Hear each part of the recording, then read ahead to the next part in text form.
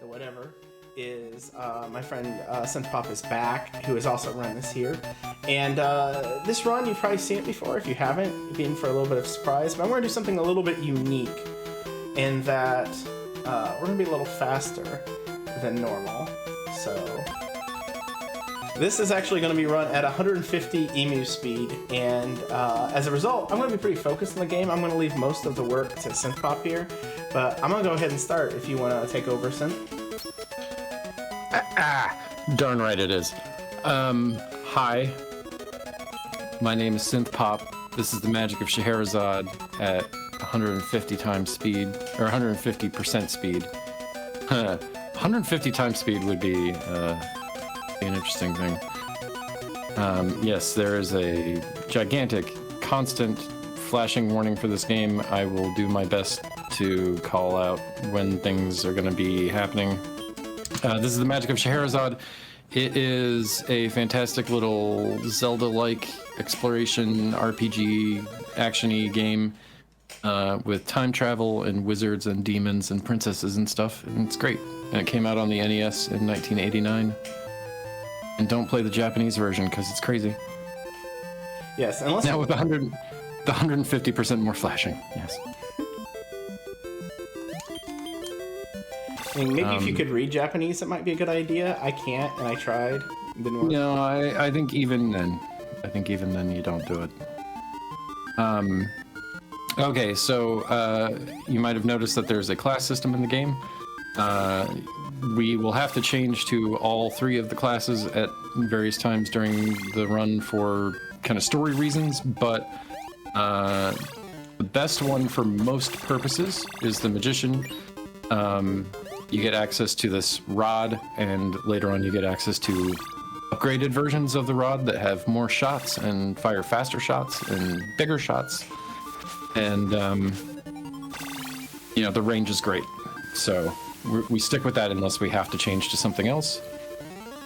The only difference is really, it's not like a stat-based system. It's just like fighter gets access to the upgraded swords, the magician gets access to the upgraded rods, and the saint gets nothing because the saint's garbage.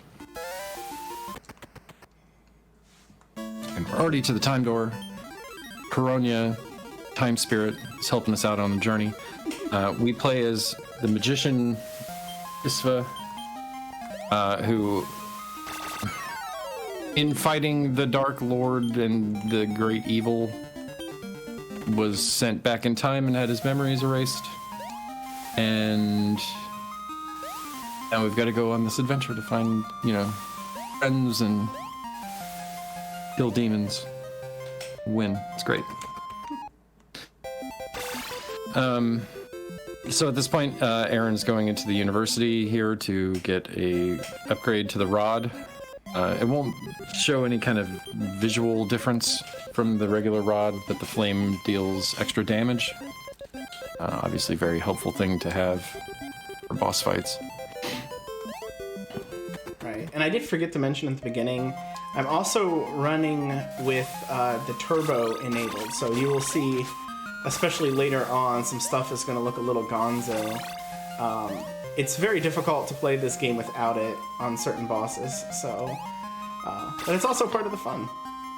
Yeah, at least one of the bosses, I think there are too many sprites going on the screen at the same time, and so it ends up as like a resource saving option, only taking inputs on half the frames. And so you can sometimes get stuck where you're just like mashing the button on exactly the wrong frame 10 times in a row. And it turns out that the way that the turbo works, I think you can sometimes hit that really hard, right? Well, first off, what is this encounter rate? I'm hitting every single one, and I can't run easily from any of them. Terrible. But yeah, turbo sometimes helps, sometimes doesn't. It's really difficult. I basically smash turbo and the regular button back and forth when it comes to that fight and hope for the best. Yeah. We have the best character in a video game. His name is Beckel. He's a very cozy dude. So we're gonna borrow a bunch of money. This game's really great about money. You need a lot of it, but you can borrow 500 at the very beginning of the game for no cost really. Aaron's buying 6 breads and 6 mash rubes. Those are MP and HP refill items. He's also buying 2 carpets.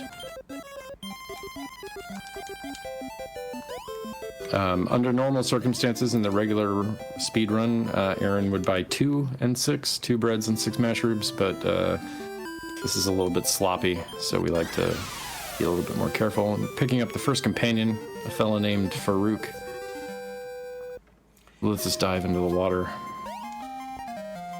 Taking the carpet back to the town where Aaron entered the university to save a little bit of time. We're going to use the second carpet in Chapter 3. We won't need it in Chapter 2 because we basically don't do Chapter 2. And that is the strangest wiggly water walk I've ever seen. My thumb slipped. 150% speed is sloppy, folks. It's sloppy. Well, hopefully it doesn't look too sloppy, but yeah, my thumb literally just slipped off the controller. I panicked a little bit. So now we're going back to the present. Now that we have Farouk from the past, we can dive into the water up here. Enter the present version of that same town. It's a cozy little place. Oh, man. Called Horn. Aaron, I know you probably don't need it, but don't forget to buy the horn and horn. Yes. Yes, we buy a horn in Horn, we don't buy a key. The only key we need is Kibabu. Which... Nice, I like that. I haven't heard the second half of that. I like that a lot. And here we see why Beckel is the greatest NPC in a video game.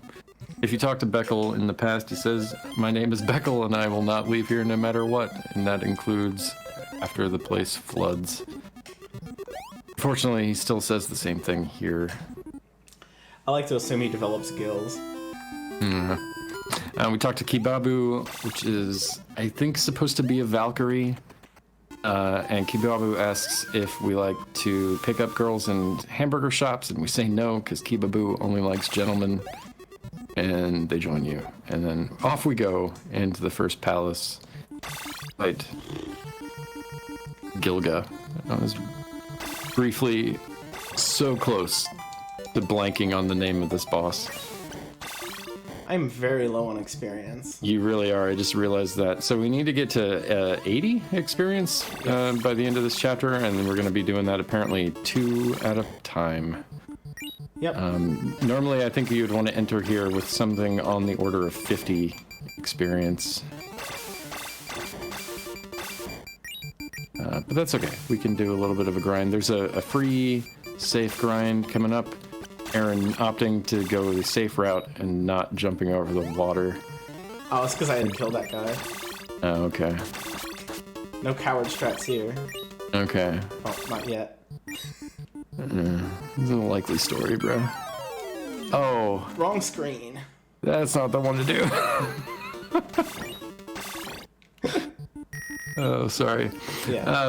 But that was a fortuitous money bag. So I said before that this game requires a lot of money. You get 500. 500 is nowhere close to enough. And so Aaron just picked up an item that's worth 20 coins all at once, which is quite nice. Be very useful later on. We're gonna really rely on a couple more of those drops. Flashing incoming. And yeah. Photosensitivity warning, big time for this first boss, Gilga. The bosses come in 2 phases, and in this first phase, we have to kill all of these eyes. It's 2 hits with the rod, or 2 casts of a spell called Boltor.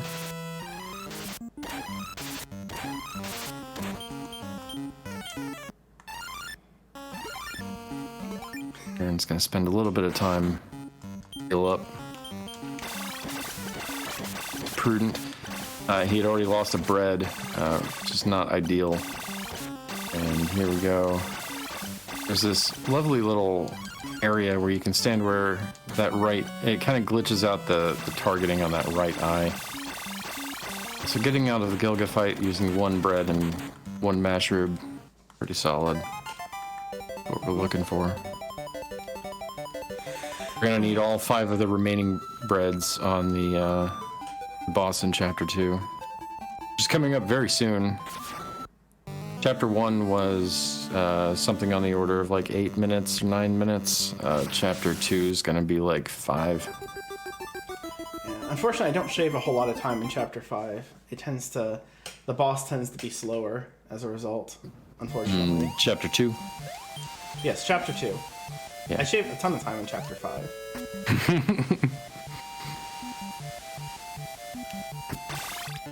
Yeah, Chapter 5 is tons and tons of walking, so should be losing a lot of time there. So he's spending a little bit of time to grind up on these. They're really hard to see. They're these little sand beasts, the same color and pattern as that sand, but you can see them walking around. They're worth 10 experience each. And how far do you take this in the 150%? Same, normally. Okay, so you go up to 740 or 750. Yeah, if I'm off by a little bit, I don't worry about it too much. Yeah. So we just do this because, you know, these enemies only take 1 hit each. There are 3 of them per screen. The screen is safe to grind on because you can't get an encounter moving between them. And we only really need to get to 760, 750, something like that, because at 780, we hit level 7. Level 7 gives us the spell Flammel, and Flammel is a requirement to beat the boss for this chapter. So there's a little bit of this puzzle stuff. The game is really well coded in that really, like, with 2 exceptions, you can't really skip anything. But it happens that one of those exceptions is 80% of Chapter 2. So we go get a couple of kills off of the sand beasts to the right of that first starting town, and then we go left to this maze. If you were playing this vanilla, you would have to go get a companion that would lead you through the maze, but if you happen to know the path, you don't need them.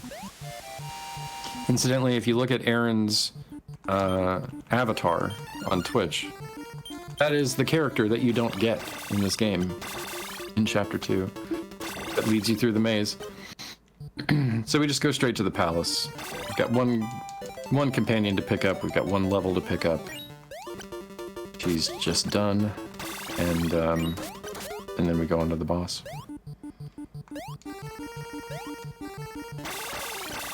Aaron, your extra breads are you're planning on, or they are protection against this boss, right?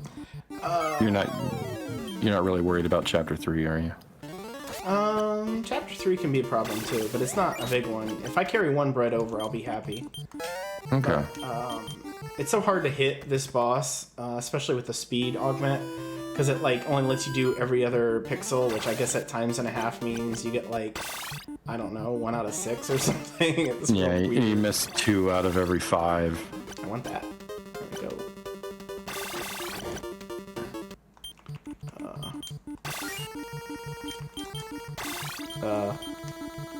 There we go. So you just saw actually Aaron use the More horn. flashing. Sorry. Oh yeah, sorry. Put a sensitivity warning. This first phase on the second boss takes 8 casts of the spell Flammel, and then there will be 5 more. 13 flashes all in a row. If you can, just look at my face, because I have the stream open on one side. Oh, I hit the button. Yeah, you can see the red and blue flashing on your face. And so then the other thing that Curly does, Curly's got these 6 arms. You have to break the elbows, basically. And Flammel hits all 6 of the arms. But every time Curly casts a restoration spell on one of the arms. So what usually happens is that at the end of the 5th cast, some of the arms break. We're hoping for as many upper arms as possible to break, because they are harder to hit. You would like to get the top 4 arms to break. That would be awesome. I think in the tasks... Ooh, that was good. Yeah, that was wound up good after I stopped holding the turbo button down. Forgot, that's the problem. You can't hold it down, or literally nothing will happen. Yeah. for some So reason. Curly moves back and forth randomly, and your shot's really slow, and then it's healing a random arm, and it can resurrect arms, right? So like that fight can really be. It's not dangerous in that you're not in danger of like losing the game, but it can kill a run really quick. Yep. So we're on to chapter 3. This is a lot of walking as well. Aaron's gonna go up here right above the first town and pick up this free 50 rupees. Like we said, we need a lot of money. For this chapter alone, you need 340 rupees. Yeah. Playing it safe, just taking money. Normally, I try to skip both rupia people that we saw, the one in chapter 2 and 3, but Yeah. And there is a free 50 rupees in chapter 4 that you skip as well, right? I probably will because due to marathon safety, I'm going to grind a little long. Okay. So you do get 3 chances to escape from these fights, but your RNG is like totally frame-based. There's no way to manipulate it that we know of. So sometimes you can get stuck in these fights.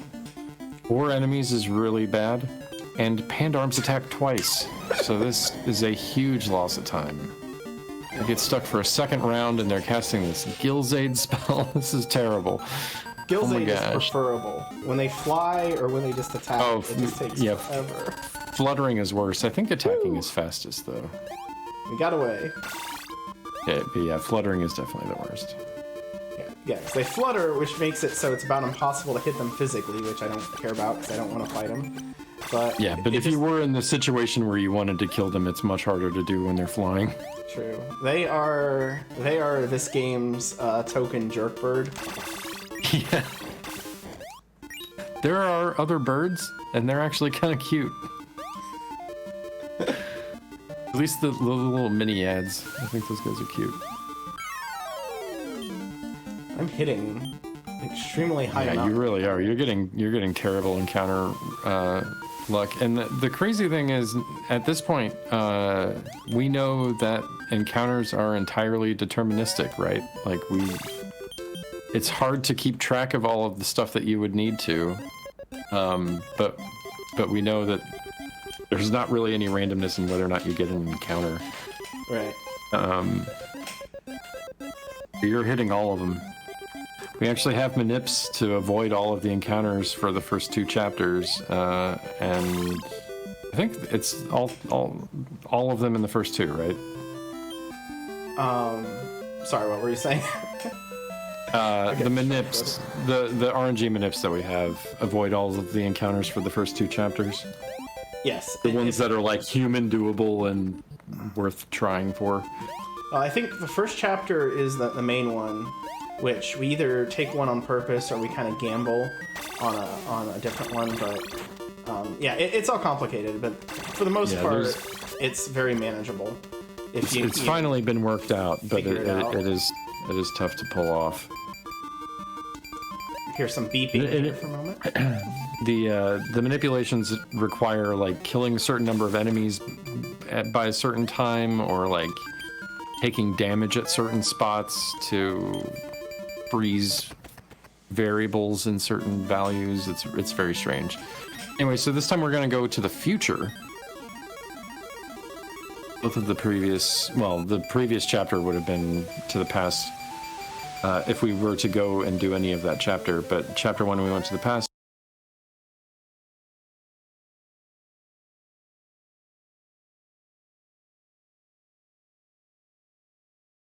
Chapter 3 we go to the future. The world has been overrun by this wintry forest. We're talking to this tree as a saint in order to get access to a rod upgrade and the next character that we need. Yes, with the secret password of Chocola, which is probably short for chocolate. Probably. Chocola. It's the running theory. Woo.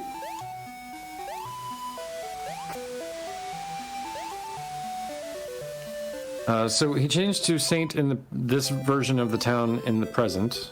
Now that we've gotten the Cimarron Rod and the item that we need. We're going to change back. That costs a total of 140 rupees out of the 340 that we need, and then we need another 100 for this red armor. The red armor, which is kind of purplish.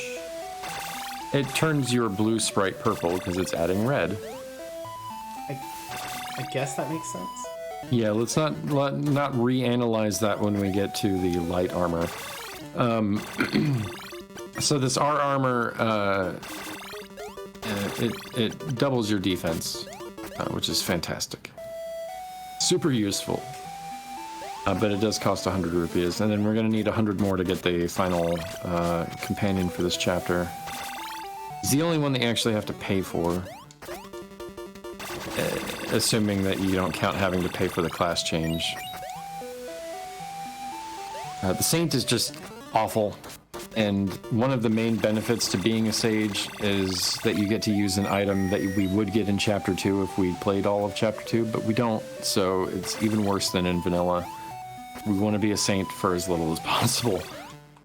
In the next chapter, we'll change to a Fighter, and then we're going to switch back to Magician and stay there.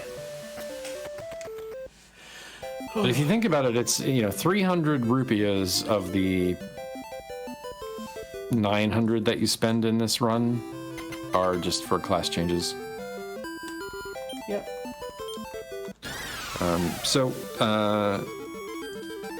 Oh man, what is his name? Not the companion. Supapa, thank you. Supapa turned Cimarron fruit into the character Pukin. Basically, Geppetto turned a pumpkin into Pinocchio, who's now our companion. That is the straight up nightmare fuel. He really is. His eyes are transparent and star-shaped. It's horrifying. That is the earliest level 11 I've ever seen. You did kill all those trees. So, the trees are horrible. They do tons and tons of damage. There are a lot of them. They're fast, but they also give great XP. So. Earlier versions of this route in Chapter 4 would have you actually grind to a ridiculous level on these trees. Thankfully, we don't have to do that grind anymore. Although you are going to go that far, right? I am, but I'm not going to do that grind. You're not going to do it there, yeah. Yeah, I do have to, as just a matter of marathon safety, I've had really good luck in practice doing the final boss fight in Chapter 4 at 17, and that's just practice right before we started. Yeah. Routinely has been taking me an extremely long amount of time, so we're gonna be a little safe. So there'll be a bit of a grind. It'll probably be about 4 minutes. Apologies in advance. Yeah, it's fine. We'll be able to catch up on some stuff that we maybe forgot to mention or didn't have time to mention. But this is Mustafa, and Mustafa requires 100 coins. And we're going to go on to the palace. That maze that Aaron went through before, we need Pukin to be able to even see in that maze. You can still get through it without him, but you still need him to get through the rest of the chapter, so we still pick him up. It just happens that the two characters from Chapter 2 that we don't get, one of them you need to get the other one, and the other one gets you through the desert, but you don't need it. It's fine. But there's going to be a couple of flashes before the boss here. Got this wizard, and then there's another wizard coming up. The first one, he can cast a shrink spell, which takes care of the wizard really quickly. The second one, he actually has to fight. That wizard won't be transformed by the shrink spell that he has. There we go. So, flashing warning coming up, and 2 screens.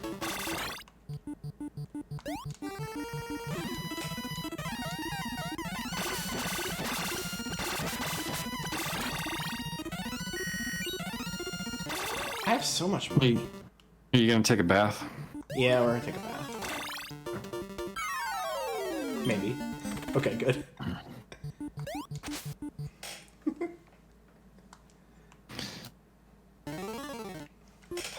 Okay, so flashing warning, we're on Troll.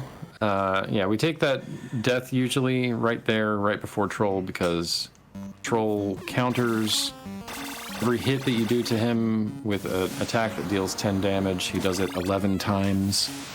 And so we just need to get up above 110 HP. Dying right there gets us to 140. Which is perfect.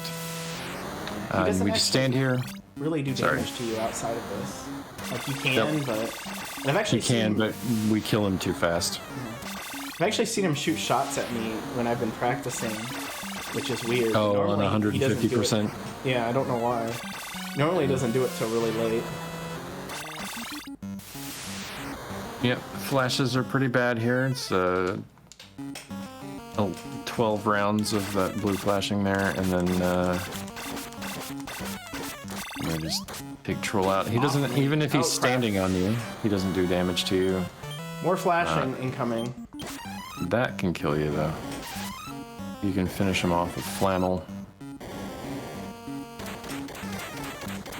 Killed him as a baby. I love it. You love to see it. That is not the intended strat. That is not the intended strat, and in fact, that's actually the first time I've ever seen that, but... Really? I dig it. I've never actually seen somebody kill Troll with Flannel. I knew it was possible. And so we've got Scheherazade's 3 sisters, Ashalato, Roxanne, and Ishtal. Yes. Presumably, we have now Scheherazade to save. The last world, World 4.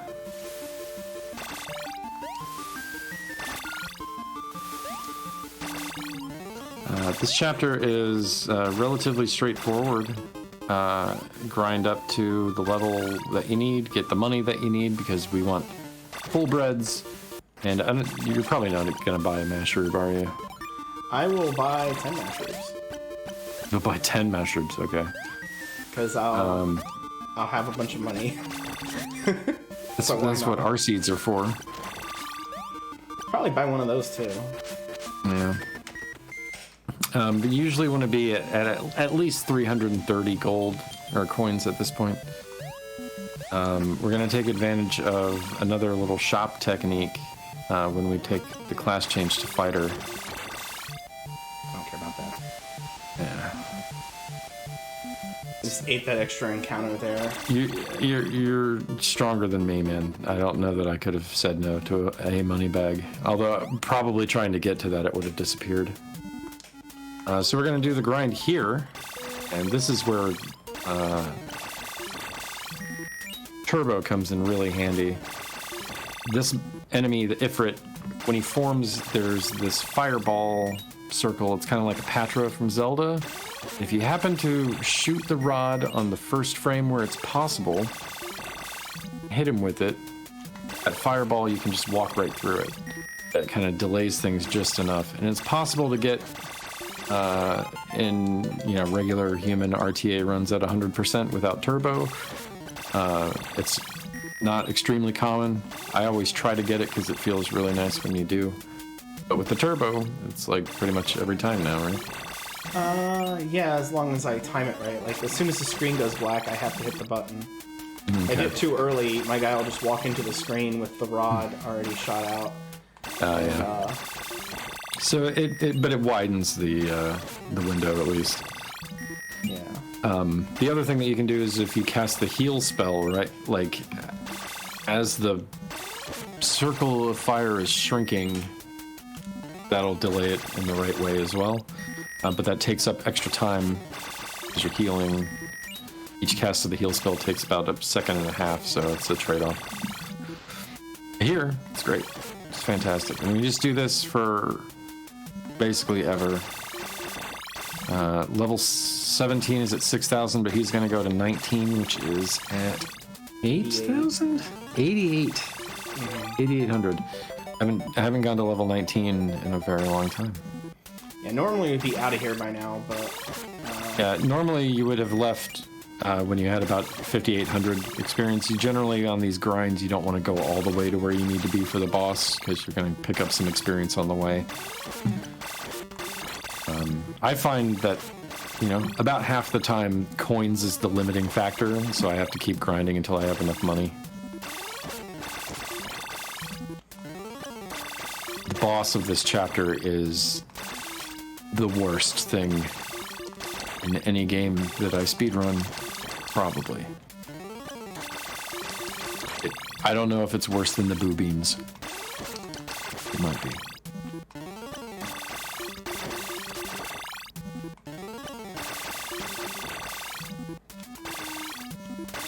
Salamander is a jerk and I hate it, and I wish we could find a way to skip it somehow. Yeah, literally before we do this, you're just like talking about how we just need to find a way to overwrite this memory address, and we'll be Yeah, if we figure out how to overwrite memory address, what was it, 1E03 with the value 40, and we're good to go. Salamander will become a complete joke. so. All right, level 18. Level 18 gets us basically nothing except for a little bit of extra HP. Level 19, though, you get a damage increase to the rod, so that's quite nice. These guys are 50 experience each. This is really not that bad. The other really tertiary and benefit to going to 19 that you probably don't want to think about is I believe it gives a guy we're going to recruit here in a little bit more MP. Yes, it does. Which is something that is actually important for the salamander fight. In the worst case scenario. Yes, hopefully it doesn't come up as a factor. But... I cannot believe that you said that in the middle of the marathon. I'm going to knock on wood here.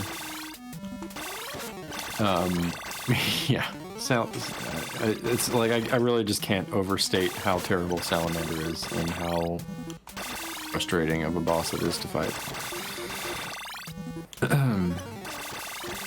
Like, Troll, the worst that Troll can do is like cost you maybe 20 seconds, which, you know, if you're going for a world record, that's the end of a run.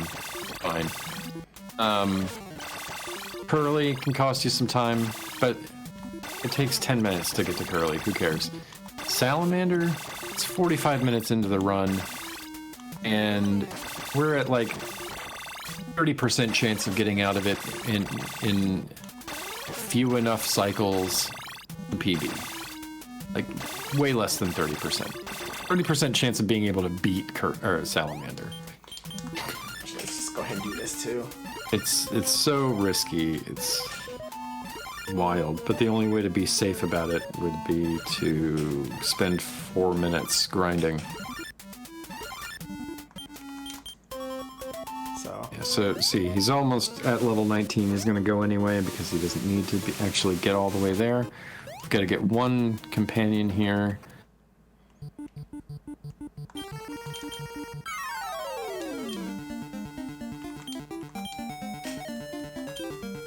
Hey, we got off.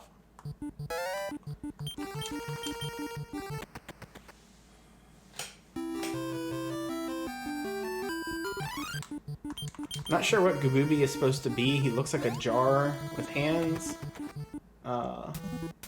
That's the way I like to describe him. I thought he was like a little mechanical man. Maybe. I don't know. Every character you get has some sort of hard-coded requirement in the game alongside them. That if you don't have them, you can't do a thing. Which, again, the reason why we're able to skip any characters at all, which is Supaka, the flying squirrel, is because his hard-coded thing that you need, you can just memorize how to do it, so... Yeah. So here we're in the town of fairies. If you talk to the fairies, will you talk to the fairies? I know it's a time loss. Okay, I'll talk to the fairy. Just a second. I'm not saying that this game inspired Zelda Ocarina of Time, but I'm not saying that it didn't. Hey, listen. Because the fairy tells you to hey, listen. All right, so we've now gone 3,000 years into the past. We've changed into a fighter. Now we're going to go to the shop here, and we can take a discount at the shop on these items. So now instead of costing 20 each, they cost 10 each. It's quite useful. Oh, shoot. I guess I'll buy one more. For some reason I can't count. I thought you had an extra bread for some reason. I used them all. Okay. Aaron's going to take 3 carpets. Yes. I was gonna grab an R-Seed, but now I'm not because I forgot to grab the 50 coin bag. You could just not buy all of those unnecessary mushrooms. But, okay. I'm scared about the final boss if things get really out of hand. Man, I'm shocked that you're not more scared of the Legend Sword Skip. But that's okay. I've never seen you do it at 150%. I've never tried it at 150%, and I'm too scared to do it in a marathon without the R-Seed anyway. But in any case, we've gone back in time 3,000 years. Because we're going to kill Salamander when Salamander is a baby, because we have no hope against its adult form. Yes. You may have heard, people say, well, would you go back in time to kill Hitler as a baby or whatever? Those sorts of, quasi, what would you call them, stone conversations? Yeah. I like to say that the solution that was deemed too evil to take care of Thanos is exactly what we do to Salamander. Yes. And it's still the worst thing in any game I speedrun. He is a big baby. Or anything you speedrun, right? Yeah. I can't think of anything else that I dread more. Out of the entire ColecoVision library, Salamander is the worst thing.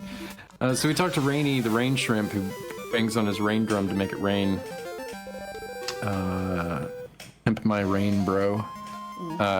You have to talk to Rainy as a fighter, because Rainy only likes people that are really brave.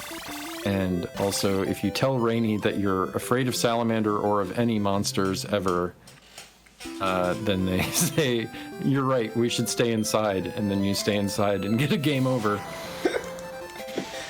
So you definitely want to mash B when you're talking to basically any potential party members, especially Rainy, and kind of especially Kibaboo. Back in chapter 1. Nice thing about Kibaboo, though, is that they just kick you out and you can try it again. With Rainy, it's a game over because the game's a jerk. So we fly back to Farville, change back to Magician, fly back to Lava, get a solar eclipse. Because I spent too much time on the grind. Oh my gosh. Dude, you should have gotten Moscom. And yump. Yeah. So Synth doesn't like this jump.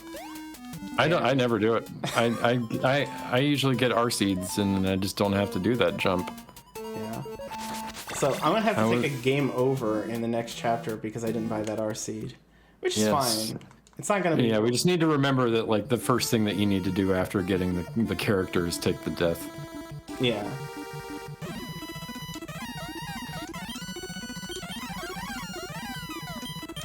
Aaron's taking a slight departure from his normal route through this palace by going north. No, I do that now. Fighting that wizard. Oh, you do that now? Yeah. Oh. Nice. You joined the ranks of the smart folks. No, it's because Legend Sword Skip changed the encounters in Chapter 5. So oh, okay. If I don't take that, I end up getting the 8th encounter, the dreaded 8th. Yeah, I see. Apologies to everyone who probably don't know what the world I'm talking about, but... Real quick, he's got a spell called Ramapas, and basically that spell makes it so that you avoid all the encounters except ones that are evenly divisible by 8. So with that spell up, you want to make sure that any encounter screens that you're crossing over aren't divisible by 8. And here we go. Here's the worst boss in a video game that I play. There will be Salamander flashing. Salamander, please be a Palamander. Palm Factory, it is up to 150% for the lulz. Pour la lulz. Salamander also has 2 phases, kind of. In that there's a cycle. Salamander comes out of this fire field, flies around, and then casts the fire magic, and then flies around a little bit more, and then goes back into the fire field. So it's like the 2 stages are before and after the fire magic. It starts out with 250 HP. You're doing 18 per hit. And it heals 50 every time it comes back out of the fire field. You'll see its HP bar refill a little bit. So we're looking to do 4 hits or more every cycle, which looks like you're on track for. That was a killer. That was a 3 cycle. That was a 3 cycle salamander. That yeah. If that happened to me in a run, yeah, well, I was level 19. So that was its baby that's true. form. Yes. That's true. And the 150% thing, I can just throw this out while you're going to casually watch me game over, is a result of a channel point redemption that I had in my channel. I was just trying to think of fun ways to play different games, and I'm like, hey, what if I decided to, there we go, game over. What if I decided to just go ahead and play this game at like 150% speed? And I enjoyed it, and now we are here. Yeah. It really was a palamander. It held out. That is its baby form. And so we're still in the same world. It's now chapter 5, but we're still in Celestern. But now that we went back in time and killed Salamander, history has changed. Things are a little different. There are a lot of the same towns, but they're in different places. Or different environments, I guess. And we got the last fellow, Hassan, joins you for free in this first town. Normally what you're supposed to do is you go basically as far away from here as you can get, and then go into the past, get this magical sword, which then opens a bridge that lets you get this magical armor, which gets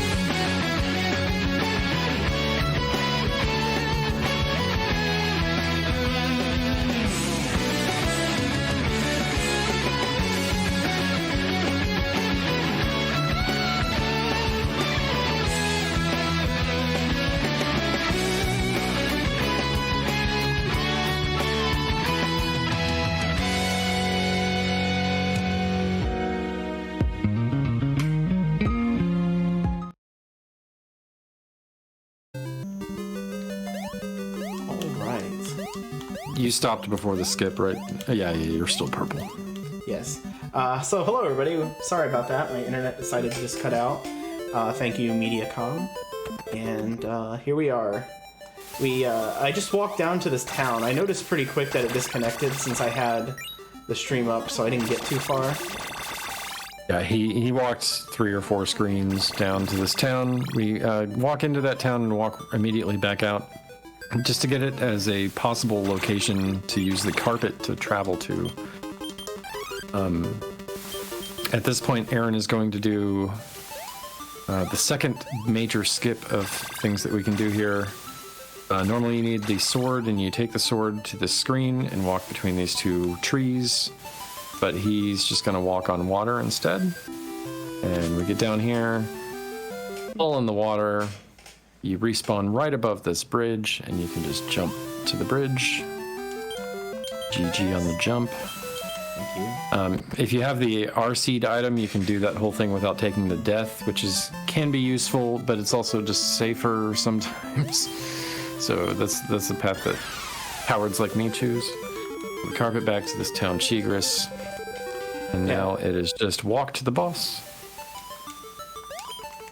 I bought all of those breads and mushrooms. I mean, I still might. The mushrooms are just pure safety because the final boss, if I do it really poorly, could use about 6. I don't know.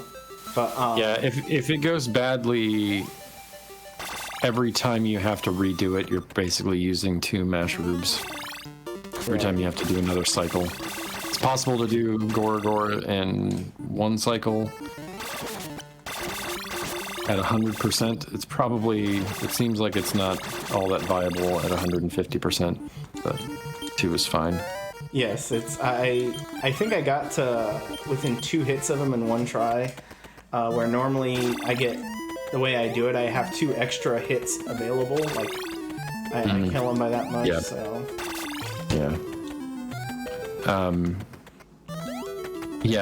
if you don't do the skip that Aaron just performed, you have to go through all of this past where he's actually going, which is coming up in 3 or 4 screens. This right here is another university. this university Class is at fun. that university, they just laugh at you. So he would have to go a couple more screens to the left and then go through this long, mazy area. Then come back out, go up to that armor where he did the skip, and then come all the way back here. So instead, we just skip 4 minutes of the run. Yeah. Fantastic. Absolutely wonderful. Although, if you believe certain people on the internet, they knew how to do that as a kid. Incidentally, I do not believe those people. We've got to get to 11,300 experience for level 21 to get 1 more little minor rod damage upgrade.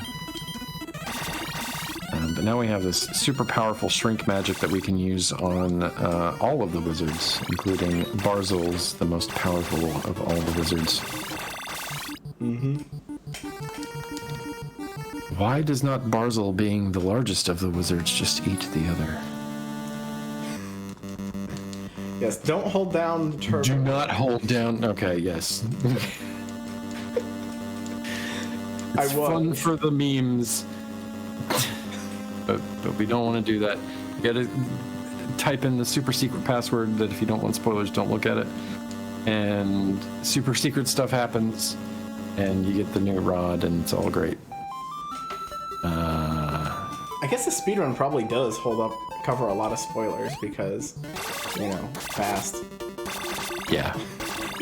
Yeah, really, you could just, you could end up closing your eyes for 5 seconds and miss all the spoilers. We saw the story spoilers. Yes. So these little demon dudes, they give 12 experience, so kill a couple of them and the wizard at the end, and you're at the level that you need. There's no real grind in this chapter. This chapter is super streamlined now. You have the couple of screens of extra walking between Chigris and the bridge. That's it. And that's to save time, so it's fine. Yeah, this is the second shortest chapter after chapter 2, which we don't do any of.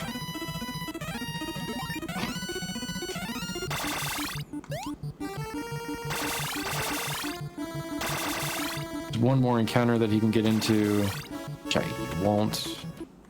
And now we're in the dark world. There's a little maze here. The nice thing about it is it's all red if you're walking in the right direction, so it's really easy to figure out.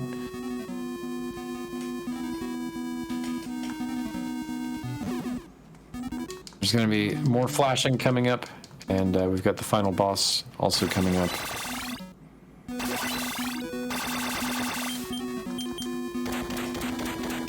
Manic Ascendant, that is awesome. I wish I had that.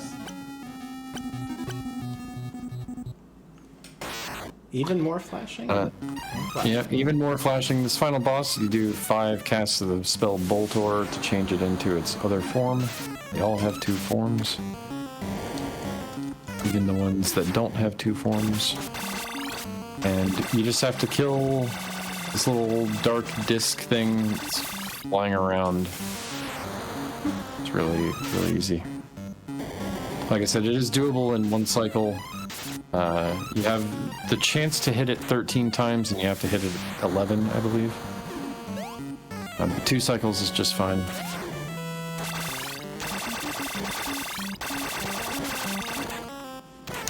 And that's time. And that is time. GG's, man. Thank you. I would have hit estimate if not for my internet. That's my excuse. 5242 with power or with an internet outage. Pretty solid. Oh my gosh, 200% next 200%. time. I thought about that initially, but there's the enemies 200's move a lot. so bizarrely. I take so much extra damage just walking around. I don't know, maybe I put it on the sword. Maybe that would help. Yeah, maybe. That's, right next to you, so if you miss a shot, you're not just vulnerable for a few seconds. Yeah. Well, I have considered... Now we have oh, sorry. No, go ahead. I was just gonna say, now we have this great little ending sequence. We meet the 2 palette swaps of the sisters. We meet the king. All of our friends have a little thing that they say, and it's great, including the 2 that we didn't get. I mentioned that one of them is Aaron's avatar. The world record holder for this game, his avatar is the other character that we don't get. I like to point out that Kababu here, I think she looks a lot like Jamie Farr with wings, like Jamie Farr's head. I just want to pause on that specifically to put that thought into your mind. Thanks, yeah. Every year it goes out of my head, and then you put it back in. If you don't know who Jamie Farr is, he is the second person on MASH. Who was the first guy? Was it Radio or something? What was his name? I liked him, and then they replaced him with Jamie Farr, and I didn't really like that. You talking about Radar? Radar was there the whole time. Was he? I thought he got replaced. No. I thought Jamie Farr took his spot. No. Okay. No, you're thinking of Hawkeye. No. Hawkeye was replaced by nobody. He was there the whole time. Or then who am I thinking of? I don't know. Why are we talking about MASH? Oh, why Jamie aren't we Farr. talking about MASH? Why aren't we talking about MASH? So, in the ending, we stood up our girlfriend to go to the sequel that never happened. Yes. And with our courage against evil and our love to long for peace, we will continue to fight. Culture Brain presents...